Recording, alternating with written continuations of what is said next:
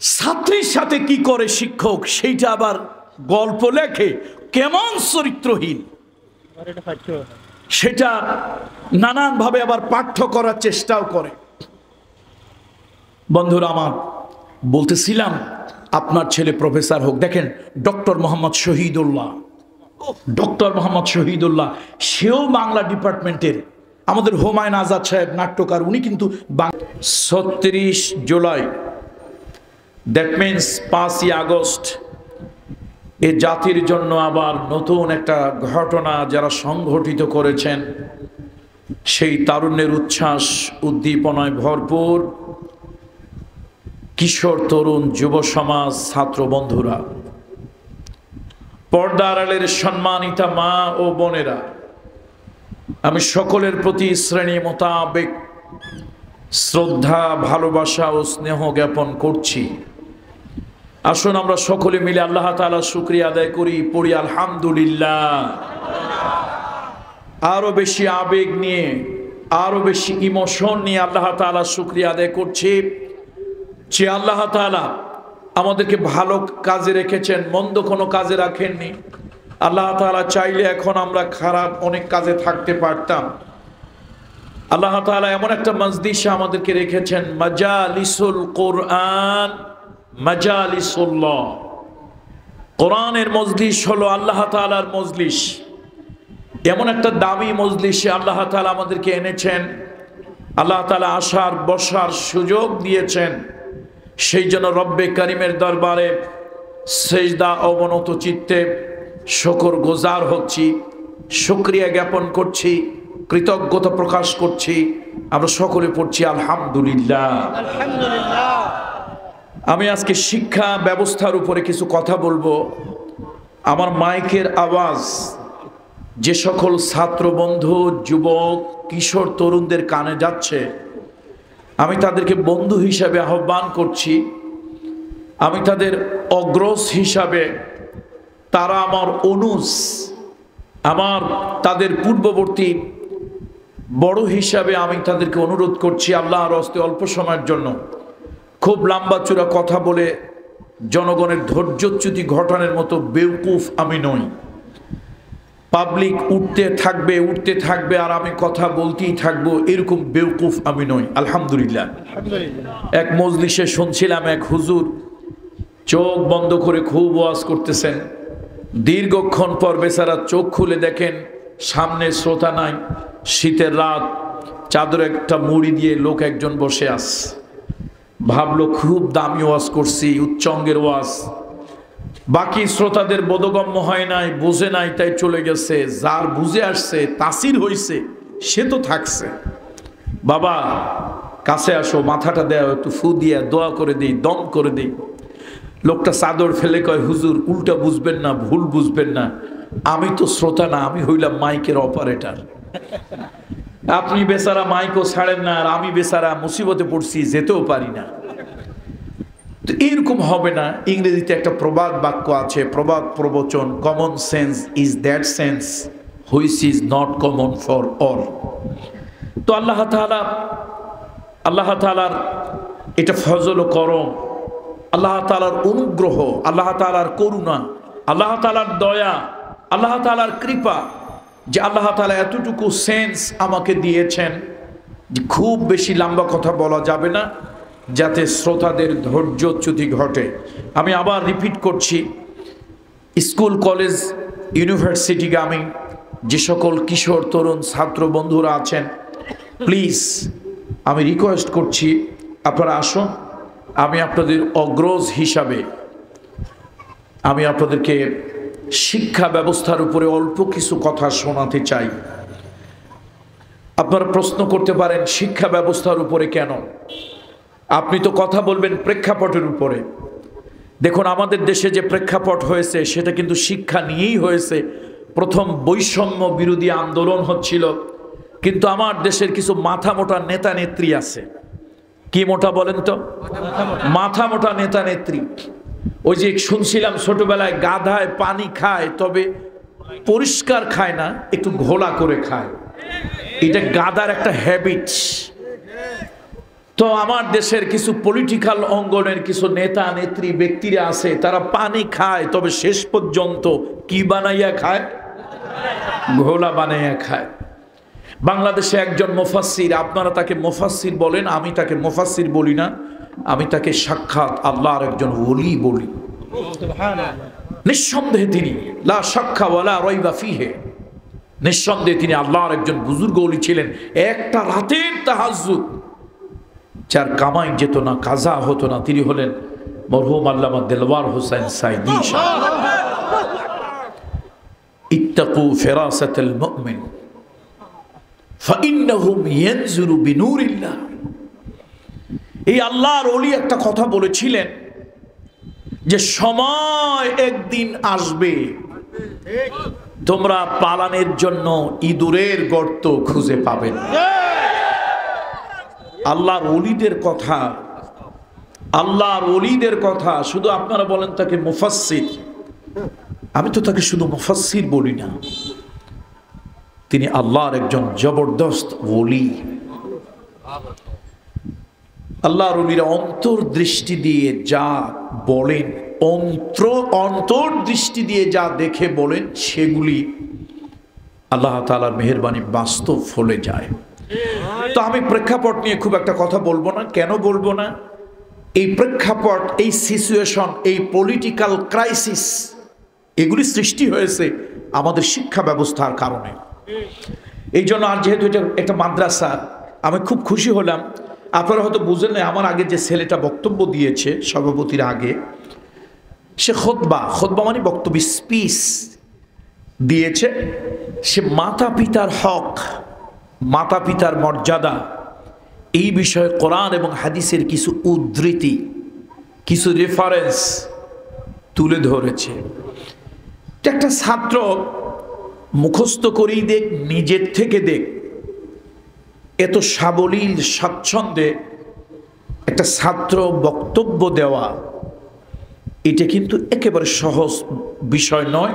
এটা আপনারা বুঝবেন না, আমরা বুঝবো। আপনি যদি স্কুলের স্ট্যান্ডার্ড 6 to 10, ষষ্ঠ থেকে দশম শ্রেণী পর্যন্ত এই স্ট্যান্ডার্ড, এই দিকের একটা ছেলেকে যদি অনর্গল, সে ইংলিশ মিডিয়ামের ছাত্র যদি না হয়, তাকে যদি আপনি কোন একটা সাবজেক্ট, সেই সাবজেক্টের উপরে তাকে যদি স্বচ্ছন্দে ইংরেজিতে বক্তব্য দিতে বলেন, অনেক ভালো ভালো নাম করে স্কুলের ছেলেরাও পারবে না। আর বিশেষ করে আমাদের এখন এডুকেশনের যে দুরবস্থা, বিশ্বে দুর্ভিক্ষ লাগে মানুষের ক্ষুধায়, খাবারে, বাংলাদেশে দুর্ভিক্ষ লেগেছে শিক্ষা ব্যবস্থায়। এই জন্য লোকেরা দুঃখ করে বলে সমাজ নষ্ট করছে পরিমণি আর শিক্ষা নষ্ট করছে দীপুমণি। সমাজটা নষ্ট করলো পরিমণি, বিবাহ হইল পরে, কিন্তু বাচ্চা ঢুকলো পেটে আগে। এ জাতি এত অসভ্য কিছু লোকজন আছে। মামুনুল হক সাহেবেরা দ্বিতীয়, তৃতীয়, চতুর্থ স্ত্রী নিয়ে রিসোর্টে গেলে তার কাছে সার্টিফিকেট চায়, অথচ পরিমণিরা বিবাহ পরে হয়, বাচ্চা পেটে আগে আসে। এ জাতির কিছু লোক এত বেহায়া, বেশরম, তারা একবারও জিজ্ঞেস করে না তোর বিবাহ হইল পরে, বাচ্চা পেটে আগে কেমনে ঢুকলো। শুধু তাই নয়, আরো অনেক কিছু। সব কথা কি ওয়াজ মাহফিলে বলা যায়? আমরা পীর সাহেব মানুষ, পীরজাদা মানুষ, আমাদের তো অনেক কিছু হিসাব কিতাব করে বলতে হয় নাকি? আরো অনেক কথা। সমাজটা নষ্ট যারা করেছে, এরকম কিছু লোক আছে সমাজ নষ্ট করা, শিক্ষা ব্যবস্থাকে ধ্বংসের দ্বার প্রান্তে নিয়ে গিয়েছে। আমরা ছোটবেলায় পড়েছি, এডুকেশন হচ্ছে ব্যাকবোন অফ এ নেশন, পিঠের মেরুদণ্ড। মেরুদণ্ড যদি ভালো থাকে, লোকটা সোজা হয়ে দাঁড়াতে পারে। মেরুদণ্ড যদি ভালো না থাকে, সোজা হয়ে তো দাঁড়ানোর ক্ষমতা থাকে না। আজকে আমার শিক্ষা ব্যবস্থা এত দৈন্যতার দিকে চলে গিয়েছে, শিক্ষা ব্যবস্থা ধ্বংসের দ্বার প্রান্তে চলে গিয়েছে। শিক্ষার ভিতরে ভ্যালুস, যাকে আমরা বলি মূল্যবোধ, দেশ গ্রামের সহজ সরল মানুষ অনেক কথা আপনারা বুঝবেন না।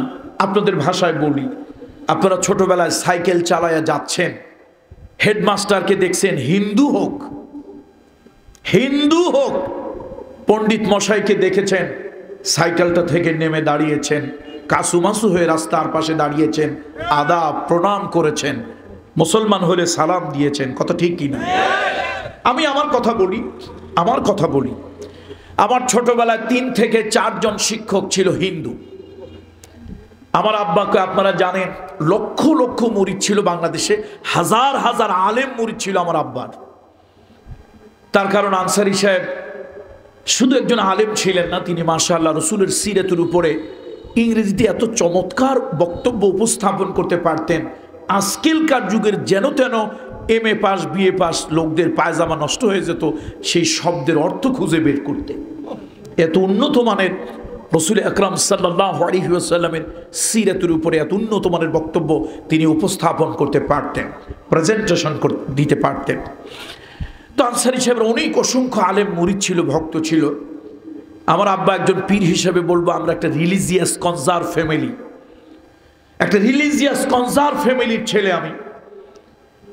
আমার আব্বা সবসময় একটা কথা বলতেন, শিক্ষকের কোনো জাত ধর্ম নাই। শিক্ষকের কি নাই? শিক্ষক মুসি হোক, ঋষি হোক, হিন্দু হোক, চন্ডাল হোক, মুসলমান হোক, খ্রিস্টান হোক, শিক্ষক শিক্ষক। শিক্ষক কি বলুন? গুরুজন। তাকে রিসপেক্ট করো, সম্মান করো, ইজ্জত করো, তাজিম করো। এই শিক্ষা কিন্তু আমি আমার পরিবার থেকে পেয়েছি, যার কারণে আমি আমার অমুসলিম শিক্ষকদেরকে সম্মান করেছি, রিসপেক্ট করেছি। আজকে আপনাদের সমাজটা নষ্ট করেছে এই রাজনীতি। এই রাজনীতি এত খারাপ, এই নেতারা উচ্ছৃঙ্খল ছেলেপেলেগুলোকে জঙ্গলের পশু থেকেও খারাপ বানিয়ে দিয়েছে। নিজের দলের হলে একটু সালাম কালাম করে, ভিন্ন মতের, ভিন্ন দলের, ভিন্ন আদর্শের হলে শিক্ষক ঠ্যাঙ্গাইয়া তারপরে অনেক কিছু করে। এই শিক্ষাগুলো কোথা থেকে আসছে? এগুলো সমাজ থেকে এসেছে। শিক্ষা ব্যবস্থা নিয়ে একটু কথা, কি আপনারা রাগ করছেন না তো? একটু শিক্ষা ব্যবস্থাটা দরকার। শিক্ষার মধ্যে ভ্যালুজ আছে, মূল্যবোধ আছে। শিক্ষার মূল্য আছে, শিক্ষা আছে, তবে ভ্যালুজ নাই, মূল্যবোধ নাই। আগেকার দিনে বিড়ি সিগারেট তো মানুষ খেত, এখনো খায়। এগুলো যদিও ধর্মীয় দৃষ্টি এবং বৈজ্ঞানিক দৃষ্টিতে কোনো দৃষ্টিতেই ভালো নয়। বিড়ি সিগারেট, হুক্কা, তারপরে এই যে তামাক, জর্দা, এগুলি ধর্মীয় দৃষ্টিতে এবং বৈজ্ঞানিক দৃষ্টিতে বলুন ভালো না খারাপ? বলুন সবাই, ভালো না খারাপ? উপকারী না ক্ষতি? ক্ষতির কারণ। তারপরও কেউ একটা বিড়ি সিগারেট খাচ্ছে, তার একজন পণ্ডিত, তার একজন মুরব্বী, গ্রামের একজন এক সম্মানী মানুষ রাস্তা দিয়ে দেখছে, সেকেন্ডের ভিতরে ধোঁয়াটাকে গায়েব করে ফেলেছে। বিড়িটাকে কোন জায়গায় লুকাবে সে হেজিটেশন, দ্বিধা দ্বন্দ্ব বোধ করছে। কথা ঠিক কিনা? আর এখনকার বাচ্চা কাচ্চারা কত উচ্ছৃঙ্খল আর বেয়াদব হয়েছে আমাদের এই জেনারেশন। উল্টা পারলে আরো শিক্ষকের মুখের কাছে লম্বা একটা টান দিয়া ধোঁয়াটা তার মুখের কাছে ছাড়ে। শিক্ষা আছে, তবে মূল্যবোধ নাই, ভ্যালুজ নাই। এই ভ্যালুজগুলো পরিবার থেকে আসে। যেমন বললাম, আমার বাবা একজন পীর সাহেব, বুজুর্গ আল্লাহওয়ালা হয়েও আমাকে শিক্ষা দিয়েছেন, আমাদেরকে শিক্ষা দিয়েছেন, শিক্ষকের কোনো জাত ধর্ম নাই। যে ধর্মের হোক, যেই জাতের হোক, শিক্ষক তোমার কাছে সম্মানের, পূজনীয়, তোমার কাছে সে একজন রিসপেক্টেবল, অনারেবল পারসন। সম্মান করতে হবে তাকে। তো যাও কি, মাদ্রাসা যদিও এটি একটা বেসরকারি মাদ্রাসা, আমাদের দেশের সরকার ব্যবস্থাপনা শিক্ষাকে প্যাট্রোনাইজ করার ওরকম মেন্টালিটি কম।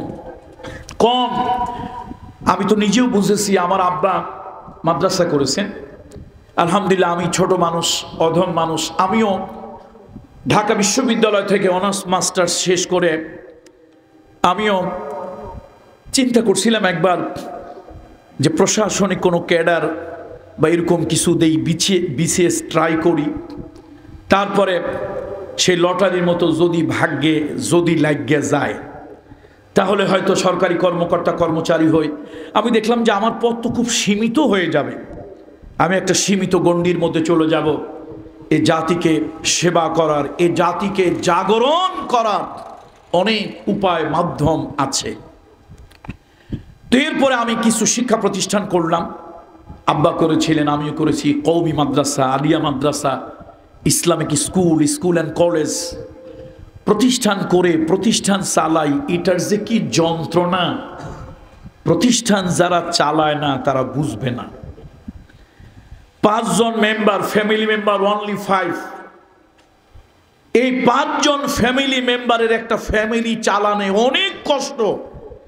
আর যদি কোনো পরিবারের সদস্য হয় 200-250, শিক্ষক ছাত্র মিলে 200-250 ফ্যামিলি মেম্বার নিয়ে একটা এডুকেশনাল একটা ইনস্টিটিউশন যদি চালাতে হয়, এইটা যে কত কঠিন আল্লাহ তাআলা ছাড়া আর কেউ জানে না। আমাদের দেশের যারা রাজনীতি করেন তারা ভোটের চিন্তা করেন, তার কারণ হলো পকেট মার। পকেট যারা মারে, এই পকেট মার যে লোকটা দেয়, ও ভোট দিলে ওইটারে এক পালায় রাখবেন। এই এলাকার মধ্যে সব থেকে বড় মসজিদের বড় বুজুর্গ ইমাম সাহেব খুব সম্মানী মানুষ, বুজুর্গ মানুষ, আল্লাহওয়ালা মানুষ, জাতের দিক থেকেই একজন ভালো মানুষ। এই ভালো মানুষ আল্লাহওয়ালা ইমাম খতিবের ভোটটা এক পালায় রাখবেন, আর ওই যে পকেট কাটে যে লোকটা 2 নম্বরই করে, ওর ভোটটা এক পালায় রাখবেন। পলিটিক্যাল যারা লিডার তাদের কাছে উভয়ের ভোটের মান সমান। কথা কি বুঝছেন না বোঝেন না? পকেট কাটা যে লোক পকেট কাটে তার ভোটের ওজন যতটুকু, ওই যে আল্লাহওয়ালা বুজুর্গ সম্মানী একজন ব্যক্তি, সৎ মানুষ, তার ভোটের ওজনও ঠিক অতটুক।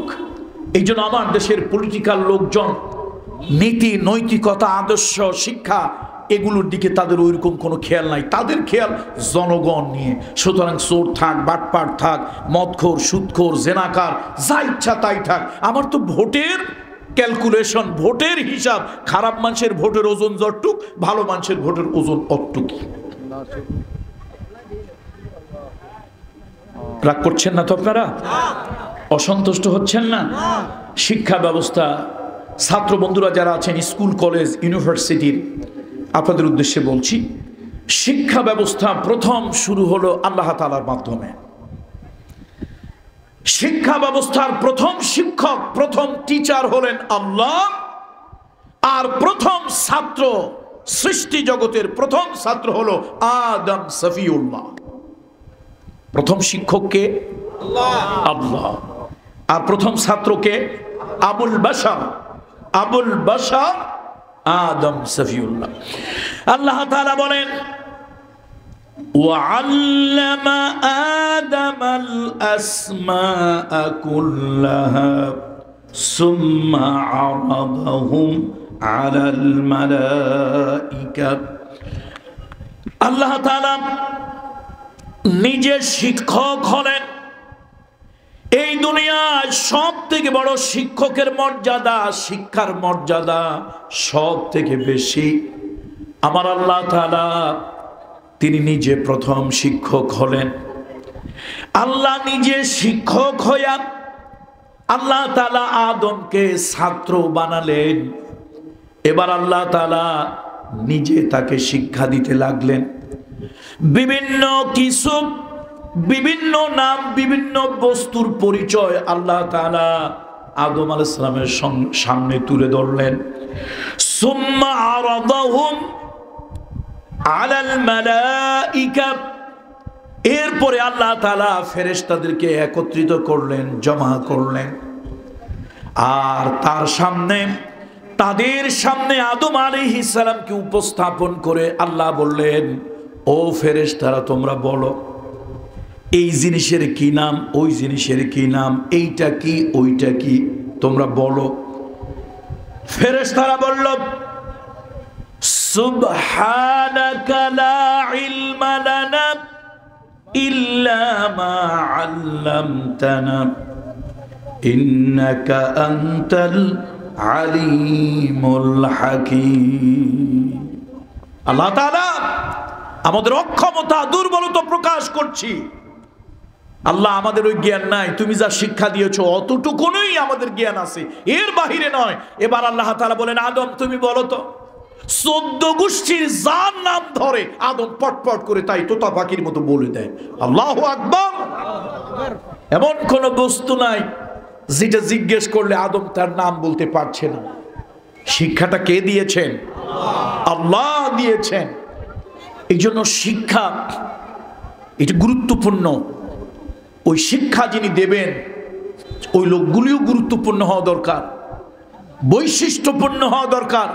যারে তারে দিয়ে শিক্ষা দিলে মদখোর, আমরা সোশ্যাল মিডিয়ায় দেখেছি এক স্কুলের ভিতরে প্রধান শিক্ষক এবং তার শিক্ষক মন্ডলী মদ খাচ্ছে। একটা শিক্ষা প্রতিষ্ঠানের লাইব্রেরির ভিতরে, অফিসের ভিতরে মদ খাচ্ছে। এই ছাত্রদেরকে আপনি কি শিক্ষা দেবেন? এরপরে আবার সোশ্যাল মিডিয়াতে দেখলাম কোন একটা শিক্ষা প্রতিষ্ঠানের শিক্ষা সফরে তারা গিয়েছে। কেমন শিক্ষক কেমন ছাত্র, সেখানে গিয়ে ছাত্র শিক্ষক একসাথে মদ পান করেছে। আমাদের বাংলাদেশে এক স্যার আছেন, স্যার SIR, স্যার না স্যার। ওই স্যারের নাম হলো জাফর ইকবাল। এই জাফর ইকবাল আদতেই হচ্ছে একটা বামপন্থী, একটা নাস্তিক, একটা শিক্ষিত মূর্খ। আপনারা বলতে পারেন আপনি তার ব্যাপারে এরকম মন্তব্য কেন করলেন? আমি সব সময় ইউনিভার্সিটির টিচারদেরকে রেসপেক্ট করি। তার কারণ আমিও তো এক সময় একটা ইউনিভার্সিটির স্টুডেন্ট ছিলাম। টিচার হতে না পারি, স্টুডেন্ট তো ছিলাম। জাফর ইকবাল সাহেব আদতেই তিনি হচ্ছেন হাকিকাতান, প্রকৃত অর্থে তিনি একটা নষ্টভ্রষ্ট মানুষ। তিনি একবার একটা বই লিখেছেন, সে বইটার নাম দিয়েছেন ভূতের বাচ্চা সুলাইমান। বইটার নাম কি দিয়েছে? আচ্ছা বলেন, ওরে না পিটাইয়া ভাত খাওয়া যায়? তার কারণ হলো পৃথিবীতে যে কয়জন পয়গম্বর আছে তাদের মধ্যে উলুল আজম একজন পয়গম্বর, সম্মানিত একজন পয়গম্বর হলেন সুলাইমান আলাইহিস সালাম। তিনি করিম ইবনুল করিম। সুলাইমান আলাইহিস সালাম কার পুত্র ছিলেন বলুন তো? দাউদ আলাইহিস সালামের পুত্র ছিলেন। নিজেও নবী, আবার তার বাবাও নবী। নবীর সন্তান নবী, কতটা সম্মানিত একজন ব্যক্তি। জাফর ইকবাল সাহেব, পৃথিবীতে 700 কোটির উপরে মানুষ আছে, 800 কোটি মানুষ পৃথিবীতে। আপনি দুনিয়ায় এত মানুষ, সলিমদ্দি, কলিমদ্দি, লালটু, বল্টু, সল্টু, কত নাম আছে, আপনি দুনিয়ার নাম খুঁজে পান নাই। পৃথিবীতে হাজার হাজার কোটি কোটি নামের ভিতরে আপনি একটা নামকে পছন্দ করেছেন, যে নামটা একজন উলুল আজম পয়গম্বরের। আপনি বই লিখবেন, ভালো কথা, লেখেন না, অসুবিধা কি? আপনি নাম খুঁজে পান নাই, বই লিখছেন। আমার কাছে বলতেন আপনি বই লিখছেন ভূতের বাচ্চা সুলাইমান, আপনি যদি আমার কাছে বলতেন পীরজাদা কামরুল ইসলাম, আমি একটা বই লিখছি, নাম তো খুঁজে পাচ্ছি না, আমার ব্রেন থেকে হারিয়ে যাচ্ছে, তুমি একটা ভালো অ্যাপ্রিপিয়েট একটা নাম আমাকে বলো। আমি বলতাম স্যার আপনি চোখ বন্ধ করে বইয়ের নাম দেন, খুব ভালো চলবে, ভূতের বাচ্চা জাফর ইকবাল। আচ্ছা, বইয়ের নাম যদি হয় ভূতের বাচ্চা সুলাইমান, সুলাইমান কে না জানে যে একজন উলুল আজম পয়গম্বর, একজন সম্মানিত পয়গম্বর। তার নামে তোমাকে দিতে হবে কেন? পৃথিবীতে কি আর নাম খুঁজে পাও নাই? আসলে এদের মাথার মধ্যে গুড়া কিরমি খালি খোসায়। মাথার মধ্যে কিসে খোসায়? এই গুড়া কিরমিতে খালি খোসায়। বেটা তুই নাম খুঁজে না পাইলে তোর নামে দিতি ভূতের বাচ্চা জাফর ইকবাল, অন্তত 4 গুণ বই সেল বেশি হতো।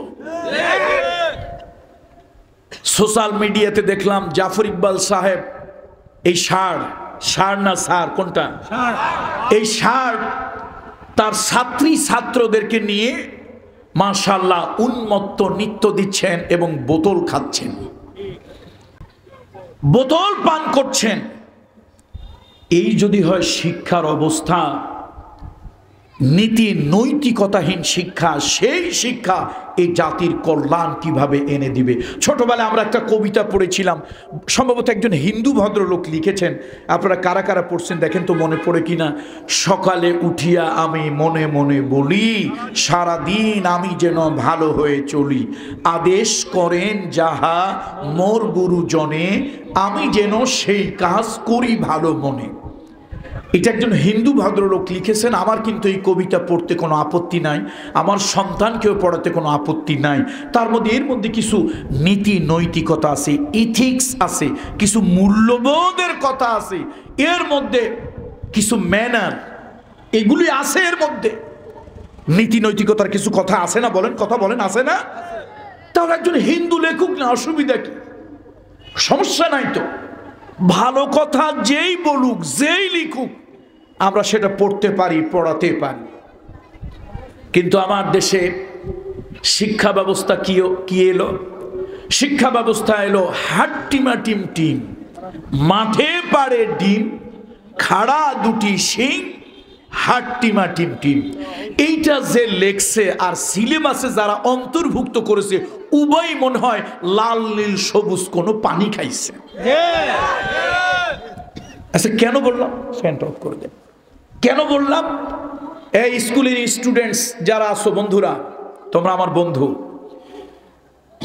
আমি হুজুর মানুষ, মোল্লা মৌলবী মানুষ, হয়তো আমাদের কথা তোমরা একটু কম গুরুত্ব দেবে। আচ্ছা, তুমি খুঁজে দেখো তো পৃথিবীতে যেই অ্যানিমাল ডিকশনারি আছে, পৃথিবীতে যত প্রাণীর বিশ্বকোষ আছে, সব খুঁজে দেখো, পৃথিবীতে এমন কোন প্রাণী নাই, আমি চ্যালেঞ্জ দিলাম, এমনকি অ্যামাজন জঙ্গলেও কোনো এরকম প্রাণী নাই যেই প্রাণী ডিম পাড়ে, মাথায় শিং আছে। তাহলে যে প্রাণীর অস্তিত্বই নাই, এরকম একটা মিথ্যা কথা বাচ্চাদেরকে কেন শিক্ষা দিতে হবে, কোমলমতি বাচ্চাদেরকে? তারপরে শিক্ষা হলো, ওই দেখা যায় তাল গাছ, ওই আমাদের গা, ওইখানেতে বাস করে কানা বগির সা, এ বগি তুই খাস কি, পান্তা ভাত চাস কি? কি শিক্ষা আছে এর মধ্যে? হ্যাঁ, যদি বলেন যে ছড়ার জন্য, ঠিক আছে, ছড়ার জন্য হলে বাচ্চাদেরকে ছন্দ ছড়া শিক্ষা দিবেন, ভালো কথা। যে কোনো শিক্ষা, সিলেবাস, কারিকুলাম, এগুলি করার আগে যারা করবেন তাদের মাথাটা উর্বর হওয়া দরকার। তাদের মাথা যদি নষ্ট হয়, তাহলে জাতিকে তারা কেমন করে ভালো জিনিস উপহার দেবে? সম্ভব না অসম্ভব? ওই যে এক বাদশা ছাগলরে চাকরি দিছিল, সেই গল্পটা কি আপনারা শুনছেন? বাদশাহ কারে চাকরি দিছিল? ছাগলরে চাকরি দিছিল। এই ছাগলের চাকরি দেওয়ার পিছনে একটা কারণ আছে। বাদশাহ বছরে জঙ্গলে যায় শিকার করতে, বছরে একদিন যায় নদীতে মাছ ধরতে, নৌকা চালাতে, একদিন যায় পিকনিক করতে, বছরে এক একটা দিন আনন্দ বিনোদন করে। তার উজিরে আলা প্রধানমন্ত্রীকে বাদশাহ ডেকে বলল, শোনো, আমি একটু নৌবিহারে, নৌ ভ্রমণে যাব, আনন্দ ভ্রমণে যাব, তুমি ব্যবস্থা করো। এখন প্রধানমন্ত্রী চিন্তা করলো, উজিরে আলা চিন্তা করলো যে রাজা বাদশাহ তো আর একা যায় না, তাদের সাথে সাথে লোক লস্কর থাকে না, নানান ধরনের লোক লস্কর সাথে থাকে, পাইক পেয়াদা থাকে। এখন বাদশাহ যাবে, যদি ঝড় তুফান হয় তাহলে তো কাম সারছে, বাদশার রাগানি শোনা লাগবে। শেষে জ্যোতিষী, জ্যোতির্বিজ্ঞানী, অ্যাস্ট্রোলজার যারা আছে তাদেরকে গিয়ে বলছে, ভাই একটু আবহাওয়াটা গুনে বেছে ভালো করে বলো তো, আবহাওয়া কেমন কি? তো তারা বলছে, আগামী রবিবার, সোমবার, মঙ্গলবার আবহাওয়া চমৎকার, ভয়ের কোনো কারণ নাই। উজিরা লাগিয়া বলছে, জাহাপানা, আগামী পরশুদিন মঙ্গলবার আপনি মঙ্গল যাত্রা করবেন, আপনাকে নিয়ে আমরা যমুনা, পদ্মা, মেঘনা, সাগর সব পাড়ি দেব। এখন বাদশাহ রেডি হয়েছে, সাথে তার চাকর, চাকরানি, নকর সব আগে পিছনে সেনাবাহিনীর লোকজন গেছে। যাইতে যাইতে ওই যমুনা অথবা পদ্মা নদীর তীরে যখন গেছে, এক রাখাল কয়, জাহাপানা যান কই? কয়, যাই একটু নৌ ভ্রমণে, যাই একটু আনন্দ করতে। বাদশাহ, যাবেন না? যাবেন না, আজকের বিকাল থেকে আজকের দিনে কোন একটা ঝড় বৃষ্টি হওয়ার সম্ভাবনা আছে। বাদশাহ কয়, এত টাকা বেতন দিয়া রাখলাম হইল জ্যোতিষী জ্যোতির্বিজ্ঞানী, এদেরকে রাখলাম, তারা কিছু বললো না। তুই বেটা বললি মেজাজ গরম হয়েছিল, কিন্তু বাদশা কিছু বলে নাই। নৌকায় উঠলো, সারাদিন ঘুরলো, আনন্দ ফুর্তি হলো। সন্ধ্যাবেলায় বাদশা লক্ষ্য করে দেখে আকাশে কালো মেঘের ঘনা ঘটা। সন্ধ্যা না হতেই গুড়ি গুড়ি বৃষ্টি। রাত্রি যখন এলো মুষাল ধারে বৃষ্টি শুরু হলো। বাদশা ভিজলো তো ভিজলো, কাউয়া ভেজা হইল। এটা আমাদের আঞ্চলিক কথা আর কি, মানে জন্মের মতো ভিজলে আমরা কই কাউয়া ভেজা। তো কাউয়া ভেজা হয়েছে। আচ্ছা বলেন তো, বাদশার মেজাজ ঠান্ডা না গরম? কারণটা কি? বৃষ্টিতে ভিজে মেজাজ গরম হয়েছে, বৃষ্টিতে ভিজে ঠান্ডা হয় নাই। বাদশা মেজাজ টেজাজ কোনো মতে ঠান্ডা রেখে নদীর থেকে নামলো, রাজ দরবারে রাজবাড়িতে গেল। সকাল দিনের তথ্য উপাত্য এগুলো সংগ্রহ করে একটা গড়ে কথা বলি, কিন্তু আকাশের যিনি মালিক মূলত সব কুদরত তার হাতে। এই জন্য আমরা সম্ভাবনাময় বলি। তো আমাদের সম্ভাবনা 3 দিনের 2 দিন তো ভালোই গেছে, একদিনও ভালো গেছে, শেষের দিন বিকালবেলায় কিছু বৃষ্টি হয়েছে। আমরা তো আর স্রষ্টা সৃষ্টিকর্তা না, কিছু উলটপালট হতেই পারে। এটা কার হাতে? বাদশা কয় বেটা তোরা পারলি না, তুই রাখাল কেমনে পারলো? এই রাখালে ধরে নিয়ে আয়। সরকারের এসবি এনএসআই ডিজিএফআই তারা ওই রাখালকে আয়না ঘরে নিয়ে আসার জন্য চলে গেছে। রাখাল জিজ্ঞেস করে ভাই আমারে নিবা কই? কয় ভয় নাই, তোরে আয়না ঘরে নেব না, তোরে বাদশার কাছে নেব, তোরে কিছু জিজ্ঞাসা করবে বাদশা। বাদশা আসার পরে রাখালে বলে, এই রাখাল, এতগুলো টাকা বেতন দিয়ে কর্মচারী রাখি, কেউ কথা ঠিক বলতে পারলো না। বেটা তুই বললি, আমি চিন্তা করছি ওদেরকে রাইখা লাভ নাই, তোরে বেতন দেব, তুই আমার চাকরি করবি, আবা অফিসার তুই। কয় স্যার সর্বনাশ, এই কাজ করবেন না। আমার ছোটবেলায় বাপ মারা গেছিল, আমি স্কুলে একদিনও যাইতে পারি নাই, বাপ মারা গেছিল, শেষে না খাইয়া মরি। গ্রামের এক মুরব্বী কইছে যা কান্দিস না, তুই না খাইয়া মরবি না, আমার কিছু ছাগল গরু আছে, নদীর ধারে এগুলি চড়াবি, এগুলি নদীর ধারে ঘাস খাওয়াবে, আমি তোর বেতন দেব, তাই দিয়ে তোর জীবন চলে যাবে। স্যার দীর্ঘ 17, 18, 20 বছর ধরে এই নদীর ধারে ছাগল, ভেড়া, দুম্বা, গরু এগুলি চড়াই, এর থেকে বেতন পাই, তাই দিয়ে জীবন জীবিকা নির্বাহ করি। স্যার আমি তো লিখতেও পারি না, আমারই চাকরি দেবেন। কয় বেটা তোর কথা তো সত্যি হয়েছে? কয় স্যার আজকে যে বৃষ্টি হবে এই কথা তো আমি বলি নাই, বলছে আমার ছাগলে। কে বলছে? বাদশা কয় আজীব ব্যাপার তো, তোর ছাগলে বললো। আরে তাহলে তো তোর থেকে ছাগল বেশি শিক্ষিত। কয় স্যার আমি তো নদীর ধারে ছাগল চড়াই, ভেড়া, দুম্বা, বকরি চড়াই। প্রকৃতিতে যদি কখনো কোনো তুফান, টর্নেডো, সাইক্লোন, প্রকৃতিতে যদি অস্বাভাবিক কিছু হয়, তো আমার ছাগলগুলি ওই দিন সকাল থেকেই ভ্যাঁ ভ্যাঁ ভ্যাঁ করে শুধু ডাকে আর ঘন ঘন মোতে, মানে প্রস্রাব করে আর কি। বেটা রাখাল মানুষ, তার ভাষা যেরকম সেরকমই বলছে। স্যার আজকে সকালবেলা আমার ছাগলগুলি ভ্যাঁ ভ্যাঁ ডাকতেছিল আর ঘন ঘন প্রস্রাব করতেছিল, সেই কারণে আমি আপনারা নিষেধ করছিলাম। বাদশা কয় তোরা যাই বলিস, আমি কিন্তু আসল শিক্ষিত লোক পাইছি। এই উজিরে আলা, 10টা চেয়ার খালি করো আমার মন্ত্রণালয়, 10টা চেয়ার খালি করো, ওই জায়গা থেকে 10টা ছাগল এনে চেয়ারে বসাও। এই সেই থেকে রাষ্ট্রের গুরুত্বপূর্ণ কিছু চেয়ারে, রাষ্ট্রের গুরুত্বপূর্ণ কিছু পদে এখনো কিছু ছাগলদের পদায়ন করা হয়। এটা অনেক দিন ধরে, এটা লং টাইম ধরে রাষ্ট্রের গুরুত্বপূর্ণ পদে কাদেরকে পদায়ন করা হয়? এখন বোধহয় এই যুগে নাই নাকি? সব যুগেই আছে কিছু ছাগল রাষ্ট্রের এই গুরুত্বপূর্ণ পদে থাকে। শিক্ষা কারিকুলাম যারা করে, এগুলোর মধ্যে অনেক ছাগল চেয়ারে বসে আছে। একটি স্কুলের 8ম 10ম শ্রেণীর ছাত্র, তার ম্যাচিউরিটি কেমন, তাকে কোন ধরনের শিক্ষা দিতে হবে? একটা মাদ্রাসার ছাত্র, মাদ্রাসা হচ্ছে একটা আইডিওলজিক্যাল যে একটা শিক্ষা, সেই মাদ্রাসার ভিতরে হিন্দু ধর্ম, আমি হিন্দু ধর্মকে নিন্দা করছি না, কারণ রাসূলুল্লাহ অন্য ধর্মের প্রতি নিন্দামন্দ করতে নিষেধ করেছেন, অন্য ধর্মের দেব দেবী নিয়ে কথা বলতে রাসূলুল্লাহ নিষেধ করেছেন, কারো দেবালয় উপাসনালয় আঘাত আক্রমণ করতে আল্লাহর হাবিব মানবতার বন্ধু নিষেধ করেছেন। আমরা কখনো অন্য ধর্মের উপাসনালয় আঘাত করে শান্তি পাই না, সোয়াব আছে এটা মনে করি না।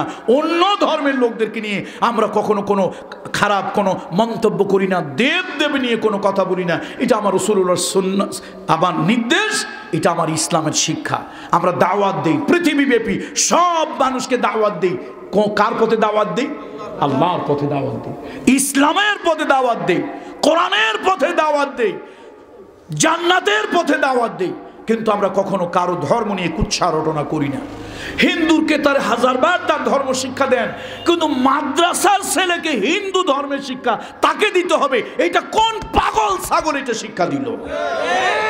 ওদেরকে তো ধরে যারা এই শিক্ষা ব্যবস্থা, এই সিলেবাস যারা এনেছে, ওদেরকে উপরে ঠ্যাং দিয়া নিচের দিকে মাথা দিয়া রিমান্ডে 7 দিন রাখতে হবে। রিমান্ডের পর অন্তত 21 দিন পর্যন্ত ওর বাপের নাম কি তা যেন ভুলে যায়।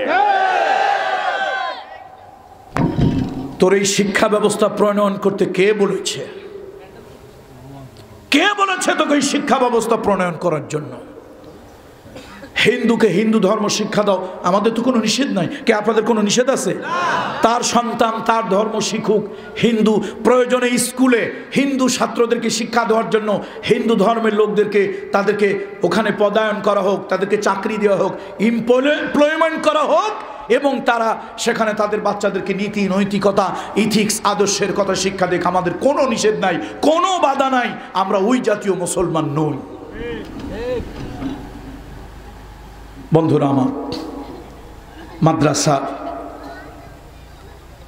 আব্দুল্লাহপুর ইসলামিয়া মাদ্রাসা সত্যি একটি ব্যতিক্রম ধর্মী একটি এডুকেশনাল ইনস্টিটিউশন। আপনার স্কুলে পড়েন, পাইলট হন, ইঞ্জিনিয়ার হন, আমি তো নিষেধ করি নাই। ইসলামের প্রথম আয়াত মুহাম্মদ রাসূলুল্লাহর প্রতি প্রথম যে আয়াত অবতীর্ণ হয়েছে সে আয়াত ছিল ইকরা। বলুন তো প্রথম আয়াত কি? সবাই বলুন, সবাই। প্রথম আয়াত কি? ইকরা, ইকরা বিইসমি রাব্বিকাল্লাযী খালাক। তাহলে ইসলামের প্রথম আয়াত নামাজ পড়ে এটা হয় নাই। রোজা রাখো, হজ করো, দাড়ি রাখো, জুব্বা গায়ে দাও, পাগড়ি মাথায় দাও, প্রথমে এই আয়াতটা আল্লাহ তাআলা দেয়নি। আল্লাহ তাআলা প্রথমেই মুহাম্মদ রাসূলুল্লাহর কাছে আনলেন ইকরা বিইসমি রাব্বিকাল্লাযী খালাক, খালাকাল ইনসানা মিন আলাক, ইকরা ওয়া রাব্বুকাল আকরাম আল্লাযী আল্লামা বিল কলম। পড়ো, the more you read the more you learn, the more you read the more you learn। যত পড়বে তত শিখবে। আজকে শিক্ষা নাই, ছাত্রদেরকে দিয়েছে ডিম ভাজতে আর আলু ভর্তা করতে। কোন পাগলে দেশ চালায় চিন্তা করেন তো? ডিম ভর্তা আর আলু ভাজি, আলু ভর্তা শিক্ষার জন্য ডিম ভাজি, স্কুলে যাওয়া লাগে। তারপরে মেয়েদেরকে কি অনেক কিছু শিক্ষা দিচ্ছে। আরে আমার মেয়ে, তার জন্য তো তার ঘরে মা আছে, বোন আছে, দাদি আছে, কিছু নীতি নৈতিকতার ব্যাপার আছে, লজ্জা শরমের ব্যাপার আছে, কিছু আদর্শিক ব্যাপার আছে। আজকে শিক্ষা ব্যবস্থা কেমন হয়ে গিয়েছে? মুহাম্মদ রাসূলুল্লাহ সাল্লাল্লাহু আলাইহি ওয়াসাল্লাম শিক্ষা দিয়ে তাকে শুরু করেছেন ইকরা, পড়ো। আমি আজকে সেনবাগই তো নাকি কোন থানা? বেগমগঞ্জ। বেগমগঞ্জের আমি লোকদেরকে বলি, ভালো করে শুনুন, ভালো করে শুনুন। শিক্ষা ব্যবস্থা অত্যন্ত গুরুত্বপূর্ণ একটি বিষয়। যেই শিক্ষার ভিতরে রবের নামে শিক্ষা নাই, নীতি নৈতিকতার শিক্ষা নাই, ওই শিক্ষা মানুষকে শিক্ষিত বানায় না, জাহিল বানায়, চরিত্রহীন বানায়। দেখেন না কত ইঞ্জিনিয়ার প্রজেক্ট হলো 3 টাকার, এইটারে ঘষে মেজে বানাইছে 33 টাকা। কয় টাকার প্রজেক্ট, কয় টাকা বানাইছে? 3 টাকা। তার কারণ চরিত্রহীন, তো বিশ্ববিদ্যালয় পড়েছে, বিভিন্ন জায়গায় পড়েছে, ও তো রবের নামে পড়ে নাই, রবকে বিশ্বাস করে নাই, যার কারণে ও জাতির 12.5টা বাজারের জন্য বিরাট বড় ইঞ্জিনিয়ার হয়েছে। বুয়েট চুয়েট থেকে সে পড়াশোনা করেছে, তারপরে পড়াশোনা করে যখন জাতির ইঞ্জিনিয়ার হলো, উপজেলার ইঞ্জিনিয়ার হলো, জেলার ইঞ্জিনিয়ার হলো, গভর্নমেন্টের গুরুত্বপূর্ণ কোন একটা ডিপার্টমেন্টের ইঞ্জিনিয়ার হলো, 3 টাকার প্রজেক্ট 33 টাকা বানালো, চরিত্র খারাপ। প্রজেক্ট যখন বাস্তবায়ন হলো, রডের পরিবর্তে প্রজেক্টে 2টা বাঁশ ঢুকায় দিল। এই বাঁশ কি প্রজেক্টে দিল না জাতিরে দিল? এই জন্য ভাই, আমি কিন্তু একবারও বলি না আপনার সন্তান শুধু মাদ্রাসায় পড়ান। ইসলামী ন্যারোনেস, এই সংকীর্ণতা ইসলামে নাই। আর সবাই যদি আমার মতো পীরজাদা পীর সাহেব হয়, তাহলে ডাক্তার পাবো কই? অসুখ হবে না? অসুখ হলে চিকিৎসা নেওয়া সুন্নত।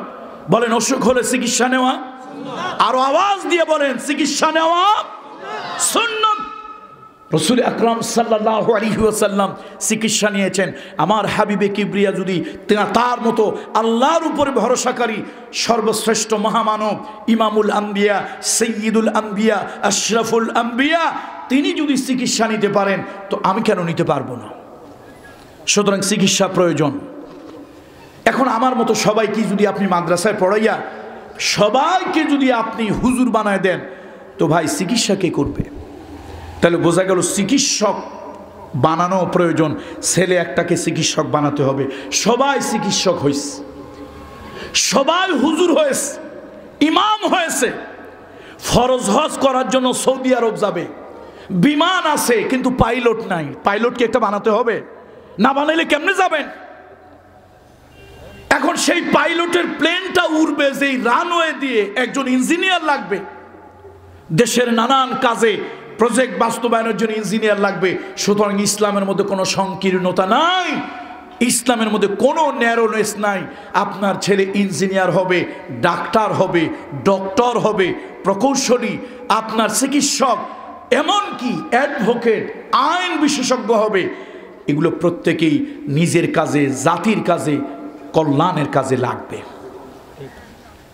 আপনি যে পড়া পড়ান নিষেধ নাই, তবে রবের নামে পড়াবেন, না হলে ডাক্তার হবে হবে তসলিমা নাসরিনের মতো একটা উচ্ছৃঙ্খল ডাক্তার হবে, কিন্তু তসলিমা নাসরিনের মতো চরিত্রহীন ডাক্তার হবে। একটা ডাক্তার হয়ে 1000 পুরুষের বিছনা সঙ্গী হবে।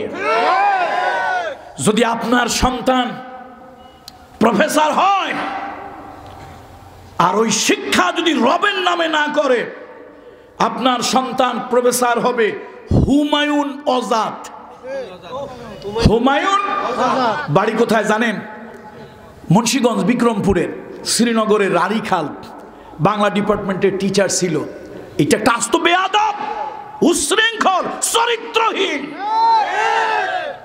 সে লিখেছে দ্বিতীয় লিঙ্গ, বাংলা ডিপার্টমেন্টের না। এই হুমায়ুন আজাদ, সে ছিল বাংলা ডিপার্টমেন্টের, সেও ডক্টর হুমায়ুন আজাদ। আবার ওই একই ডিপার্টমেন্টের আরেকজন হলো ডক্টর মোহাম্মদ শহীদুল্লাহ। আল্লাহ তার জীবনের ভুল ত্রুটি গুনাহ খাতাগুলো মাফ করে দাও। আমিন। আল্লাহ তুমি তাকে জান্নাতের একটা উচ্চ মাকাম দান করো। আমিন। ডক্টর মোহাম্মদ শহীদুল্লাহ নামাজি ছিলেন, দাড়ি ছিল, বিভিন্ন পীর বুজুর্গদের সাথে তার একটা তাআল্লুক, নিসবত ছিল। তিনি বলেছেন, শোনো, reading research reserve, reading research reserve, এটাতেই একজন এডুকেটেড পারসন, শিক্ষিত লোক হতে পারে না। আর একটা আর লাগে, রিলিজিয়ান, ধর্ম লাগে। তুমি স্কুলে পড়ো, সমস্যা নাই, ধর্ম থাকবে। তুমি কলেজে পড়ো, সমস্যা নাই, ধর্ম থাকবে। তুমি ডাক্তার হও, সমস্যা নাই, ধর্ম থাকবে। তুমি ইঞ্জিনিয়ার হও, সমস্যা নাই, ধর্ম থাকবে। কিন্তু তুমি যদি রিলিজিয়ান, ধর্মকে যদি ছেড়ে দাও, you will be a rascal, তুমি একটা লম্পট, চরিত্রহীন ডাকাত হবে।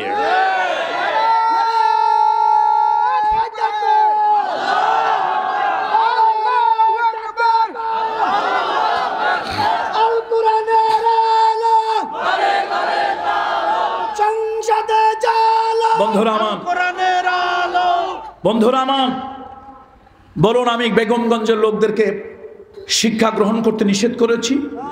উৎসাহিত করেছি। কলেজে পড়েন, স্কুলে পড়েন, মাদ্রাসায় পড়েন, তবে কাকে সাথে নিয়ে পড়বেন? বলেন, কাকে সাথে নিয়ে পড়বেন? রবকে সাথে নিয়ে পড়বেন। রব আপনার সাথে থাকলে, কিছু ডাক্তার আছে তাদের কাছে গেলে রুগী এমনি ভালো হয়ে যায়, এরকম কয়েকজন ডাক্তার আমি হজে নিয়ে গিয়েছিলাম, 1 বছর না, বিভিন্ন সময় নিয়েছি। আল্লাহর প্রতি কি ইখলাস, আল্লাহর প্রতি কি ইখলাস, আল্লাহর প্রতি কি বিশ্বাস, কি আকীদা।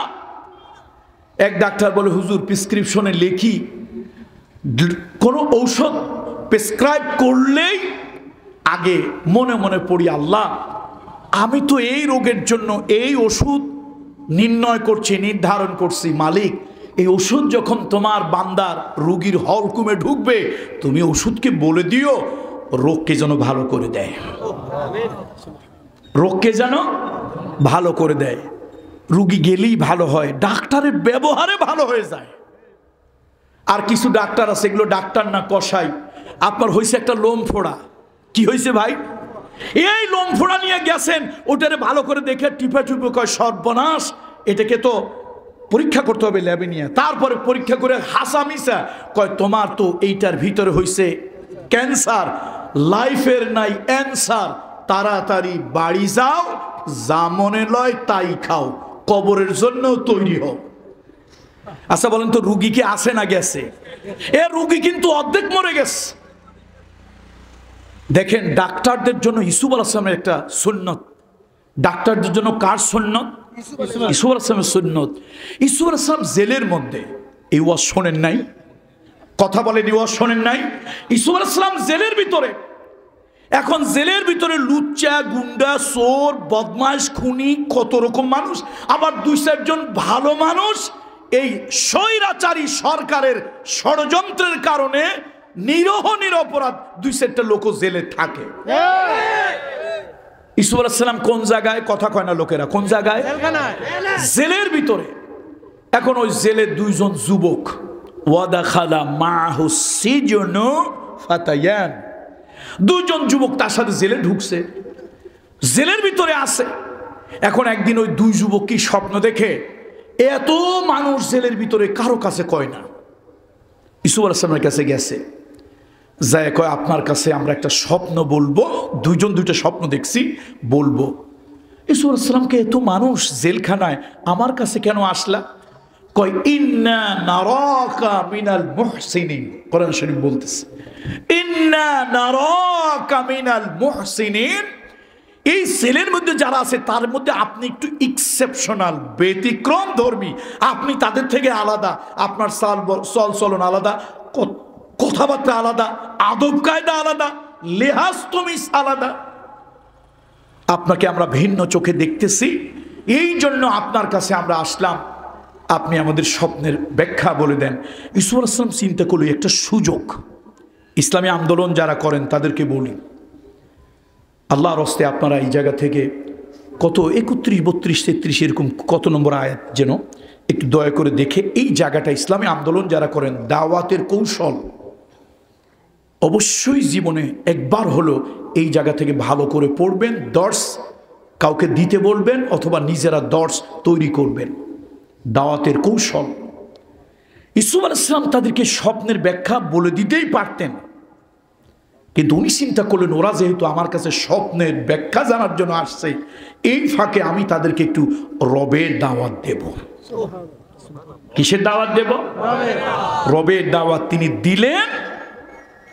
এবার তাদেরকে স্বপ্নের ব্যাখ্যা বলবেন। দেখেন ইসুফ আলাইহিস সালাম একটা কৌশল অবলম্বন করলেন। আমার মাইকের আওয়াজ যতদূর যাচ্ছে, আমাদের সম্মানিত ডাক্তার সাহেবেরা, আপনারা জাতির সেই কষ্ট পীড়িত মানুষগুলোর আপনারা হলেন বন্ধু। আল্লাহ তাআলা আপনাদের হাতের ভিতরে জাদু রেখেছে, আপনাদের হাতে রুগী ভালো হয়, এটা আল্লাহর একটা নিয়ামত। ডাক্তার সাহেবেরা যদি আমার আলোচনা কেউ শোনে, দয়া করে ইসুফ আলাইহিস সালামের এই কথাটুকু আপনারা খেয়াল রাখবেন। ইসুফ আলাইহিস সালাম ইন্ডিভিজুয়াল, আলাদা আলাদাভাবে, ব্যক্তিগতভাবে বলতে পারতেন, এই মিয়া তুমি যে ব্যাখ্যা করছো আঙ্গুর চিপড়াইয়া জুস বানাচ্ছ, মদ বানাচ্ছ, তোমার স্বপ্নের ব্যাখ্যা হলো তুমি আদালতে নির্দোষ প্রমাণিত হবে এবং তোমার আগে যে চাকরি ছিল ওই চাকরিতে আবার তুমি পুনরায় পদায়ন হবে, পুনর্বহাল হবে। আর মিয়া তুমি স্বপ্ন দেখছো তুমি হেঁটে যাচ্ছ, তোমার মাথার মধ্যে রুটি, কাকে ওখান থেকে নিয়ে খুঁড়ে খুঁড়ে খাচ্ছে, এই স্বপ্নের ব্যাখ্যাটা ভালো না।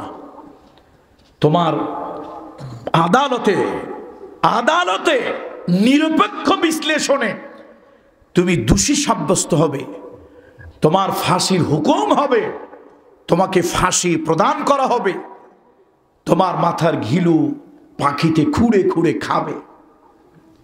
স্বপ্ন কি দুইজনের একরকম না দুই রকম? দেখেন ইউসুফ আলাইহিস সালাম চাইলে, যেহেতু দুইজন একসাথে তার কাছে আসছে, দুইজন একসাথে স্বপ্নের ব্যাখ্যা নেওয়ার জন্য, এত মানুষ জেলের ভিতরে কারো কাছে যায় না, কার কাছে গেছে? ইউসুফ আলাইহিস সালামের কাছে গেছে। কেন না? এই লোকটার চলন কথাবার্তা খুব ভালো, সৎ। ইন্না নারাকা মিনাল মুহসিনিন, এই লোকটা আল্লাহওয়ালা মানুষ, বুজুর্গ মানুষ, ইনোসেন্ট, সে কোনো অপরাধী নয়, চোর ডাকাত বদমাশ লুটেরা নয়, এই লোকটা নিশ্চয় কোনো অপরাধী নয়, অপবাদী। অপবাদ দিয়ে তাকে জেলে ঢুকানো হয়েছে। সুতরাং তারা তার কাছে গেল। ইউসুফ আলাইহিস সালাম এই কৌশলে আল্লাহর রবের দাওয়াত দিলেন, এক আল্লাহর দাওয়াত দিলেন, আল্লাহর উলুহিয়তের রুবুবিয়তের দাওয়াত দিলেন। ইব্রাহিম, ইসহাক, ইয়াকুব নবীর সেই দাওয়াতগুলি তাদের কাছে দিলেন। এরপরে দুজনকে যৌথভাবে বললেন, ভাই শোনো শোনো, তোমরা যে স্বপ্ন বলেছ, আমি এটা দেখে শুনে ব্যাখ্যা যেটা বুঝেছি, তোমাদের চাকরির একজন নির্দোষ প্রমাণিত হবে আদালতে, এবং চাকরি পুনরায় পদে ফিরে যাবে, বহাল হবে, আর একজন দোষী সাব্যস্ত হবে, তার ফাঁসি হবে, তার মাথা থেকে চিল পাখি খুঁড়ে খুঁড়ে খাবে। লোক কয়জন? আলাদা আলাদা বলছেন, একসাথে বলছে? কয় সাথে? আলাদা। কয় সাথে? একসাথে বলেছে। অর্থ হলো, যেই বেটার ফাঁসি হবে, ওরে যদি বলা হয় ও মরার আগে কিন্তু অর্ধেক মরে যাবে। মরার আগে কি হবে? কথা বলেন না, মরার আগে কি হবে? মরার আগেই তো অর্ধেক মরে যাবে। এটা হলো ইউসুফ আলাইহিস সালামের একটা সাইকোলজিক্যাল, এইটা একটা সুন্দর একটা সিস্টেম, মনস্তাত্ত্বিক একটি পদ্ধতি তিনি প্রয়োগ করেছেন। অর্থাৎ এই লোকটা মরা তো যাবেই, আজ হোক কাল হোক, ওর ফাঁসি হবে, ও মরবে, ওর মাথার খুলি কাক শকুনে খাবে, কিন্তু লোকটা আগেই যেন মরে না যায়। ইউসুফ আলাইহিস সালাম কত সুন্দর করে দুইটা লোকই অন্তত যে কয়দিন বাঁচে একটু শান্তিতে বাঁচুক, এই জন্য তাদেরকে ইন্ডিভিজুয়ালি না বলে কম্বাইনলি, যৌথভাবে দুজনকে স্বপ্নের তাবিল বললেন। তাহলে ডাক্তার সাহেব, আপনার কাছে একটা চরম খারাপ রুগী গেছে, নির্ঘাত মারা যাবে, ওই রুগীকেও নবীজির মতো, আল্লাহ রসুলের একটা সুন্নত, আল্লাহ রসুলের একটা স্বভাব, রোগী যত খারাপ হোক নবীজি মাথায় একটু হাত বুলাতেন, একটু সাহস দিতেন, তার ইমিউনিটি, তার রোগ প্রতিরোধক ক্ষমতা যেন বাড়ে। নবীজি বলতেন, তুমি ভালো হয়ে যাবে, চিন্তা করো না, আল্লাহ তোমাকে ভালো করে দেবে, তুমি সুস্থ হয়ে যাবে। এই যে লোকটার ভিতরে একটা আশা জাগানো। ভালো কে করবেন? আল্লাহ। আল্লাহ। সবাই তো আর ভালো হয় না, কেউ তো মারাও যায়। এখন ডাক্তার যদি রোগীকে আশ্বাস দেয়, সাহস দেয়, রোগী কিন্তু মরার আগেও একবার বেঁচে যায়। আর ডাক্তার নিজেই যদি একটু ফোড়া হয়েছে, সেটারে যদি ক্যান্সার, তোমার হয়েছে ক্যান্সার, নাই তোমার অ্যান্সার, তাড়াতাড়ি বাড়ি যাও, যা মনে লয় তাই খাও, কবরের জন্য প্রস্তুত হও। রোগী তো এমনি শেষ।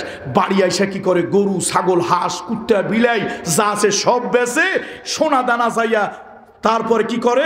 সুদে রাখে, সেই টাকা নিয়ে এই ডাক্তার নামক ডাকাতের হাতে তুলে দেয়। তাহলে আমি পড়াশোনা করতে নিষেধ করি নাই, ডাক্তার হবে, ইঞ্জিনিয়ার হবে, মাস্টার হবে, কিন্তু কার নামে পড়বে? রবের নামে। বলুন, কার নামে পড়বে?